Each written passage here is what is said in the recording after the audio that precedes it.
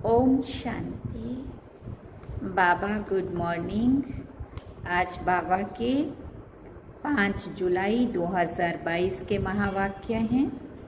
बाबा ने सार में कहा, मीठे बच्चे अमृत वेले उठ बाप की याद का घृत रोज डालो तो आत्मा रूपी ज्योति सदा जगी रहेगी। बाबा ने प्रश्न पूछा, कौन सा एक कर्तव्य बच्चों का है, बाप का नहीं? तो बाबा ने उत्तर में कहा, बच्चे कहते हैं बाबा फलाने संबंधी की बुद्धि का ताला खोलो। बाबा कहते हैं बच्चे ये धंधा मेरा नहीं है, ये तो तुम बच्चों का कर्तव्य है। तुम्हारी बुद्धि का ताला खुला है तो तुम औरों का भी ताला खोल स्वर्ग में चलने के लायक बनाओ, अर्थात सबको मुक्ति और जीवन मुक्ति की राह दिखाओ। सबको ये ज्ञान सुनाते समझाते जाओ, राह दिखाते जाओ, जिसका ताला खुलना होगा खुलता रहेगा। ये काम बाबा कहते मेरा नहीं है, मैंने जो तुम्हें सुनाना था मैं तुम्हें सुना रहा हूँ, तुम यही बात को सबको सुनाओ। जैसे तुम्हारा बुद्धि का ताला खोला ऐसे तुम औरों का भी खोलो। गीत सुना जाग सजनिया जाग, नव युग आया कि आया सजनिया जाग। ओम शांति। तुम जगे हुए बच्चे बैठे हो और फिर औरों को जगाना है, अज्ञान नींद से जगाना है। तुम जागे हो सो भी नंबरवार, क्योंकि घड़ी घड़ी भूल जाते हो। जगाने वाला कहते हैं सजनिया भूल ना जाओ, ये याद का घृत है। मनुष्य मरते हैं तो दीवे में घृत डालते रहते हैं कि कहीं दीवा ना बुझ जाए। बाप कहते हैं बच्चे याद करते रहो। ये याद करने के लिए, घृत डालने के लिए सवेरे का टाइम बहुत अच्छा है। सवेरे याद करेंगे तो वो याद बहुत समय कायम रहेगी। तुम्हारा दीवा बुझा हुआ है, अब याद से अपना दीवा जगाते हो। तुम्हारा दीवा जगता रहता है, सतयुग से त्रेता तक जगता रहेगा। इसको ही दीपमाला कहते हैं। आत्मा का दीवा वहाँ सदा जगा रहेगा, इसी को दीपमाला कहते हैं। रुद्रमाला और दीपमाला बात एक ही है। याद तो शिव बाबा को ही करना है ना। तुम असल में रुद्रमाला के मोती हो ना, अर्थात निर्वाण धाम में रहने वाले हो। उसे शिव बाबा का धाम रुद्र धाम भी कह सकते हैं। बच्चे जानते हैं बाबा के पास हमें जाना है, याद से दीपक जगता जाएगा। ये श्री अर्थात श्रेष्ठ मत मिलती है। गाया हुआ भी है, श्रीमत मिली थी तो श्रेष्ठ सत्य धर्म की स्थापना हुई थी। अब तुम्हारा बड़ा झुंड है, नंबरवार जितना जागते हैं उतना औरों को भी जगा सकते हैं। दीवे को जगाने के लिए सवेरे उठना पड़ता है, घृत डालना पड़ता है, इसमें कोई तकलीफ नहीं है। बाप को याद करना, यही घृत डालते रहना है। आत्मा पावन होती रहती है। आत्मा पहले पतित थी, अर्थात आत्मा की ज्योत बुझी हुई थी। अब बाप को याद करने से ज्योत जगेगी और विकर्म विनाश होते रहेंगे, अर्थात पावन बनते रहेंगे। अभी आत्मा पर अज्ञान का परछाया पड़ा हुआ है। बाप ही सबसे बड़ा सर्जन भी है। कोई स्थूल दवाई आदि डालने के लिए नहीं देते हैं, सिर्फ कहते हैं माम एकम याद करो। इस याद में सब दवाइयाँ आ जाती हैं। याद से ही तंदुरुस्त बन जाते हैं भविष्य जन्म जन्मांतर के लिए। वो योग तो बहुत किस्म किस्म के सिखलाते हैं, उससे बहुत पहलवान भी बनते हैं, मेहनत करते हैं। अभी तुम महावीर बनते हो, पवित्रता को ही महावीरता कहा जाता है। इससे आयु भी बहुत बड़ी हो जाती है। बाप की याद से ताकत मिलती जाती है। बाप समझाते हैं तुमको पवित्र दुनिया का मालिक बनना है तो ये अंतिम जन्म पवित्र बनो। सन्यासी भी 5 विकारों का सन्यास करते हैं, परंतु वो तो बहुत दूर जंगल में चले जाते हैं। और यहाँ बाबा ने जंगल में जाने को नहीं बोला, विकारों का सन्यास करो, रहो घर परिवार संसार के बीच में रह के बुराइयों का त्याग करो। यहाँ तुमको घर गृहस्थ व्यवहार में रहते 5 विकारों का सन्यास करना। यही है हद के सन्यासी और बेहद के सन्यासी में फर्क। हद के सन्यासी घर बार छोड़ के 5 विकारों से दूर भागते हैं और गृहस्थी जो होते हैं वो घर में रह के, परिवार संसार में रह के बाबा के बच्चे इन विकारों का संन्यास करते। तुम जानते हो इस संन्यास से प्राप्ति बहुत भारी है। उनको तो वो कुछ भी पता नहीं है कि हमें मुक्ति मिलेगी या क्या होगा। पुनर्जन्म में तो उनको आना ही है। तुमको तो इस मृत्यु लोक में आना नहीं है, तुमको जाना है अमरपुरी में। फर्क तो हो गया ना। भले सन्यासी लोग कितने भी हठ योग आदि करें, फिर भी उन्हों को मृत्यु लोक में रहना ही है। तुम बच्चों को इस मृत्यु लोक से जाना है अमर लोक में, इसलिए मेहनत करनी पड़ती है, जिस मेहनत से वो डरते हैं। समझते हैं गृहस्थ व्यवहार में रहकर हम योगी नहीं बन सकते। उनको कुछ भी पता नहीं है सन्यास से क्या मिलेगा। कोई एम ऑब्जेक्ट ही नहीं है। तुम्हारे पास एम ऑब्जेक्ट है, वो थोड़ी कहेंगे कि हम नई दुनिया में जाएंगे, वो तो मुक्ति धाम में जाएंगे, परंतु उनको पता ही नहीं है। तुम तो राजाई में ऊंच पद पाने के लिए पुरुषार्थ करते हो। इसमें पुरुषार्थ पूरा करना है, आशीर्वाद व कृपा की आदि की बात ही नहीं है। ऐसे नहीं कि हमारे पति की बुद्धि का ताला खोलो, आशीर्वाद कर दो। क्या हम सभी का ताला खोल देंगे? बाबा पूछते हैं। तुम बच्चों की बुद्धि का ताला खुल जाता है, फिर भी मेहनत तुमको करनी है। बाबा किसी का ताला खोलते नहीं है। ड्रामानुसार जिन बच्चों को शूद्र से ब्राह्मण बनना है, उन्हों को आना ही है। जिनका कल्प पहले ताला खुला होगा, उनका ही खुलेगा। हाँ, शुभ चिंतक होकर राय दी जाती है। तरस तो पड़ता है ना कि ये भी साहूकार बन जाएं। ताला खुले तो स्वर्ग में चले जाएं। ये भी स्वर्ग के मालिक बन जाएं। ये तुम्हारा धंधा है। उनका है हद का सन्यास, तुम्हारा है बेहद का सन्यास। तुम बेहद का राज्य मांगते हो, वो बेहद की मुक्ति मांगते हैं। वो मुक्ति भी ऐसी है जैसे तुम्हारी जीवन मुक्ति है। हमेशा के लिए मुक्ति तो हो नहीं सकती, पुनर्जन्म तो लेना ही है। जीवन मुक्ति में जाएंगे वो भी नीचे नीचे आएंगे, ऊपर शांति में बैठे रहेंगे वो भी नीचे, तो सबको उतरना ही है।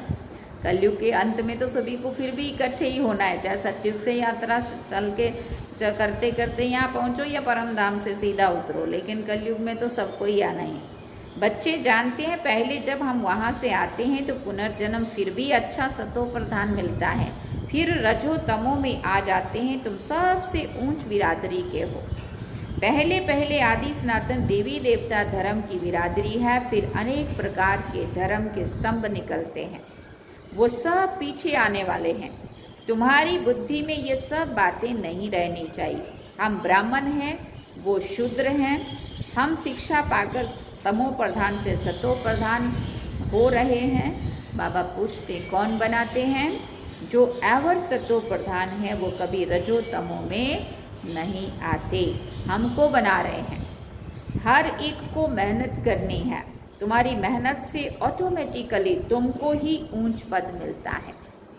हर एक अपनी राजधानी को संभालते हो। तुमको मदद देने वाला एक ही बेहद का बाप है। वो सहज युक्ति बताते हैं, इसका नाम ही है सहज राजयोग, जिससे दैवी स्वराज्य मिलता है। स्व अर्थात आत्मा को ही राज्य मिलता है। आत्मा कहती है अभी हम बैगरी शरीर में हैं, फिर प्रिंस का शरीर मिलेगा। तुम आत्माएं यहाँ बैठी हो, जिसके पास जाना है उनको ही याद करना है। गुरु लोग मंत्र देते रहते हैं, यहाँ बाबा कोई मंत्र और देने वाला नहीं है। बाप एक ही मंत्र देते हैं, मैं तुम्हारा निराकार बाप हूँ, तुम्हारा टीचर भी हूँ, पतित पावन गुरु भी हूँ तो निराकार, ये भी निश्चय चाहिए। हमारा बाप पतित पावन निराकार ज्ञान का सागर है। राजयोग से हमको महाराजा महारानी बनाते हैं, बेहद का वर्षा देते हैं। 100% संपत्तिवान भव, आयुष्मान भव। देवताओं जितनी आयु कोई की होती नहीं है। पुत्रवान भव, तुम्हारा कुल चलता है। तुम जानते हो वहाँ विकार हो ही नहीं सकता। आत्मा को अपनी नॉलेज है, हम अभी जाकर बच्चा बनेंगे, फिर जवान होकर बूढ़े बनेंगे, फिर दूसरा शरीर लेंगे। वहाँ की रस्म रिवाज और यहाँ की रस्म रिवाज और है। बाप ही समझा सकते हैं। रोज कहते हैं बच्चों, जीव की आत्माओं जीव बिगर सुनाएंगे कैसे, जीव माना शरीर बिगर सुनाएंगे कैसे, ये याद रखना है। फिर बाबा ने कहा हम आत्माओं को परमपिता परमात्मा समझा रहे हैं, ये याद रखना है, परंतु ये भी भूल जाता है। अभी तुम प्रैक्टिकल में बैठे हो, ये भी जानते हो जन्म जन्मांतर फालतू कथाएं सुनते आए हैं, कितनी गीताएं पुस्तक सुनते आए हैं। अभी है संगम युग। संगम युग का अर्थ ही है पुरानी दुनिया का विनाश, नई दुनिया की स्थापना। इसलिए इसको ऑस्पिशियस कल्याणकारी संगम युग भी कहा जाता है। संगम युग को भूलने से अपनी राजधानी को भूल जाते हैं। भले तुम प्रदर्शनी आदि रखते हो, फिर भी कोई की बुद्धि में नहीं बैठता है। इतना कहते हैं कि यहाँ ईश्वर को पाने की समझानी बहुत अच्छी है, बस यही नहीं समझते कि ईश्वर पढ़ाते हैं। कोई विरले को निश्चय बैठता है जो कहते हैं कि बरोबर ठीक है। हम भी समझते हैं पढ़ाने वाला परम पिता परमात्मा है। जैसे भीष्म पितामह आदि ने पिछाड़ी में माना है कि परमात्मा इन्हों को पढ़ाते हैं, पिछाड़ी में ये ज्ञान आएगा। भले प्रदर्शनी में हजारों आते हैं, परंतु ये किसी को भी समझ नहीं आता है कि तुमको निराकार परम पिता परमात्मा पढ़ाते हैं। कहते हैं ये बात हमको समझ में नहीं आती है, निराकार कैसे पढ़ाएंगे। अच्छा, हम आकर समझेंगे कहकर फिर आएंगे ही नहीं। ऐसा बोल के जाते हैं कि हम आएंगे और समझेंगे, परंतु फिर आते नहीं। ऐसे भी होते। कितना तुम समझाते हो, चलो तो हम तुमको स्वर्ग की बादशाही दें, तो भी नहीं मानते। सैपलिंग लगती है, बाप समझाते तुमको भक्तों को भी समझाना सहज होगा। तुम सर्वव्यापी कहते हो तो पूछते क्यों हो? ये तो जड़ है, तुम तो चैतन्य हो, तुम बड़े हो गए हो ना।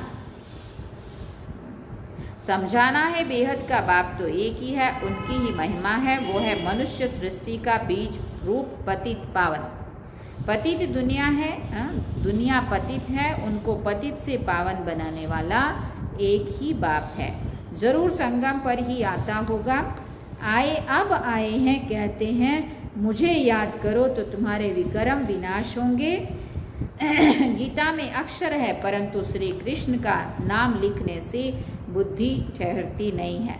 तुम जानते हो ये ज्ञान है बहुत सहज, परंतु विघ्न पड़ते रहते हैं। मित्र संबंधी आदि सब विघ्न डालेंगे। हम इनको इस तरफ खींचते हैं और वो फिर उस तरफ खींचते हैं। बड़ी जंजीरें हैं। बाप समझाते ये कैसे हो सकता है? शिव बाबा तो ज्ञान का सागर, सुख का सागर है ना, कुछ तो किया होगा ना। स्वर्ग स्थापन करने वाला है, सिर्फ कहता हूं मेरे को याद करो। श्री कृष्ण तो कह ना सके, समझाने के लिए बड़ी मेहनत चाहिए, थकना नहीं है। बहुतों से मेहनत पहुंचती नहीं है, बहाने बहुत लगाते हैं। बाबा कोई तकलीफ नहीं देते हैं। भले बच्चों को संभालो, भोजन बनाओ, सिर्फ शिव बाबा की याद में रहो। है कुछ मुश्किल? अच्छा, दिन में टाइम नहीं मिलता है तो अमृत वेले तो याद करो। कहते हैं राम सिमर प्रभात मोरे मन। आत्मा कहती है प्रभात में अपने बाप को याद करो। बाबा भी यही कहते हैं, नींद भी टाइम पर करनी चाहिए। पूरा चार्ट रखना है। सवेरे उठ सकते हो, इस पर भी एक कहावत है सिंधी में, सवेरे सोना सवेरे उठना, मतलब जल्दी सोना और जल्दी उठना। तुम बहुत अक्लमंद बनते हो, सारा चक्र बुद्धि में है, तुम्हें कोई भी दुख नहीं मिल सकता। कितना तुम शाहों के शाह बन जाते हो, पैसे की भी कभी कोई तकलीफ नहीं होती और हेल्दी भी बनते हो। ये सब गुण अभी तुम शिव बाबा से पाते हो। बरोबर तुम हेल्दी वेल्दी और हैप्पी बनते हो, ये भी तुम जानते हो। होली, दीपावली आदि ये सब अभी की ही बातें हैं जो यादगार में आ जाती है। तो सवेरे उठकर बाप को याद करना बड़ा अच्छा है। याद को बढ़ाते रहो। बच्चों ने गीत भी सुनो, जागो और जगाओ अज्ञान नींद से। गृहस्थ व्यवहार में रहते किसी को भी बाप का परिचय दो, वो फिर लिखे कि बाबा फलाने द्वारा हम आपको जान गए हैं। अभी तो हम आपके ही होकर रहेंगे, आपसे स्वर्ग का वर्षा भी जरूर लेंगे। आपके ही थे, ऐसी चिट्ठी आवे तब सर्विस का सबूत मिले। पत्र देखकर बाबा खुश होंगे। बाकी सिर्फ क्लास से ही होकर आना, ये तो पुरानी चाल हो गई। आए और क्लास में बैठे, मुरली सुनी और गए, अपने धंधे में लगे रहे। दूसरे दिन 4 दिन 6 दिन बाद आ गए तो बाबा कहते, जो तुमने सुना है अगर तुम औरों को नहीं बांटते हो तो फिर मैं क्या समझूंगा। तुम लोग जिसको सुनाओगे और वो व्यक्ति मुझे चिट्ठी लिखे कि बाबा फलाने द्वारा फलाने ने मुझे आपका परिचय दिया, मैंने आपको जाना है। तो बाबा कहते हैं ऐसा पत्र अगर मेरे को आएगा तो मुझे खुशी होगी कि हाँ बच्चे कुछ कर रहे हैं। नहीं तो बाबा कहते आए, मुरली सुनी, चले गए और अपने धंधे में लगे रहे, तो ये तो पुरानी चाल हो गई, इसमें हमने नया क्या किया। और जो क्लास तक ही नहीं पहुंच रहे हैं वो क्या कर रहे हैं, है ना। तो बाबा कहते जैसे और सत्संगों में नियम से जाते हैं तो तुमको एक एक को अच्छी रीति समझाना है।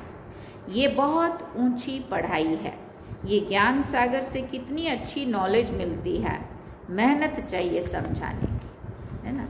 अच्छा, मीठे मीठे सिकिल दे बच्चों प्रति माता पिता बाप दादा का याद प्यार और गुड मॉर्निंग। रूहानी बाप की रूहानी बच्चों को नमस्ते। हम रूहानी बच्चों की रूहानी माता पिता बाप दादा को दिल व जान से ख्वा प्रेम से याद प्यार, गुड मॉर्निंग, नमस्ते, थैंक यू बाबा, शुक्रिया बाबा। धारणा के लिए मुख्य सार है। पहला पॉइंट, याद का अभ्यास बढ़ाना है। इस यात्रा में कभी थकना व बहाना नहीं देना है। याद का पूरा चार्ट रखना है। भोजन भी शिव बाबा की याद में बनाना व खाना है। दूसरी बात, बुद्धि से बेहद का संन्यास करना है। इस छीछी दुनिया को बुद्धि से त्याग देना है। घर बार वैसे नहीं छोड़ना है, लेकिन बुद्धि से डिटैच रहना है। जहाँ वो बुद्धि फंसी हुई रहती है ना, अटकी हुई, भटकी हुई, लटकी हुई, वहाँ से बुद्धि को हटाना है। बाप द्वारा जो मंत्र मिला है वही सबको देना है। जगे हैं तो जगाना भी है। वरदान में बाबा ने कहा, हर सेकंड हर कदम श्रीमत पर एक्यूरेट चलने वाले ईमानदार वफादार भव। क्या सुना? हर सेकंड हर कदम श्रीमत पर एक्यूरेट चलने वाले ईमानदार वफादार भव। हर कर्म में श्रीमत के इशारे प्रमाण चलने वाली आत्मा को ही ऑनेस्ट अर्थात ईमानदार और वफादार कहा जाता है। ब्राह्मण जन्म मिलते ही दिव्य बुद्धि में बाप दादा ने जो श्रीमत भर दी है, ऑनेस्ट आत्मा हर सेकंड हर कदम उसी प्रमाण एक्यूरेट चलती रहती है। जैसे साइंस की शक्ति द्वारा कई चीज़ें इशारे से ऑटोमेटिक चलती है ना, चलाना नहीं पड़ता है, चाहे लाइट द्वारा चाहे वाइब्रेशन द्वारा स्विच ऑन किया और चलता रहता है। ऐसे ही ऑनेस्ट आत्मा साइलेंस की शक्ति द्वारा सदा और स्वतः ही चलते रहते हैं। स्लोगन में बाबा ने कहा, जहाँ चिंता है वहाँ चैन नहीं हो सकता, जहाँ चिंता है वहाँ चैन नहीं हो सकता। अच्छा, ओम शांति। सार में बाबा ने कहा, मीठे बच्चे, अमृत वेले उठ बाप की याद का घृत रोज डालो तो आत्मा रूपी ज्योति सदा जगी रहेगी। अच्छा, गीत में क्या सुना? जाग सजनिया जाग। आज बाबा ने पूरी मुरली जगो और जगाओ। खुद जग गए हैं तो औरों को भी जगाओ, इस बात पे जोर दिया। चलते हैं अभी बाबा की याद में। ओम शांति।